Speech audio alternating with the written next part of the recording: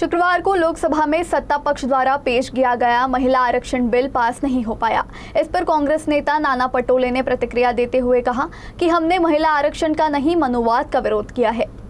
आतापर्यंत अशोक खरातच्या प्रकरणामध्ये जे कोणी अधिकारी असतील, जे कोणी राजकीय लोक असतील, त्याच्यावर का गुन्हे दाखल केले गेले नाही, का लपवलं जात आहे?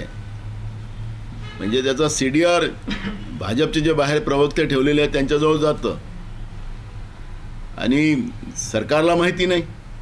याचा अर्थ अशोक खरातच्या प्रकरणामध्ये मी जे वारंवार सांगतो की हा राज्याच्या भाजपचा आणि महायुतीच्या सरकारचा प्यादा आहे आणि त्या प्याद्याचा वापर केला जातो आहे आणि धर्माला भ्रष्ट केले जाते। हे स्पष्ट आरोप नाही, ही वस्तुस्थिती मी मांडतो। अशोक खरातच्या बाबतीत देखील असं होईल अशी भीती तुम्हाला वाटते? बिलकुल होणार आहे। मी तुम्हाला सांगतो, ॲप्स्टीन झाला असतो। ॲप्स्टीन मी विधानसभेत सांगितलं की त्याच्याजवळून सगळे माहित्या घेऊन त्याला जसं ॲप्स्टीनला अमेरिकेमध्ये मारलं गेलं जेलमध्ये, तसं अशोक खरातला मारलं जाईल। त्याची बायको अजून भेटत नाही। एवढं कमजोर गुरु खातं झालं, एवढे महाराष्ट्राचे पोलीस कमजोर झालेत।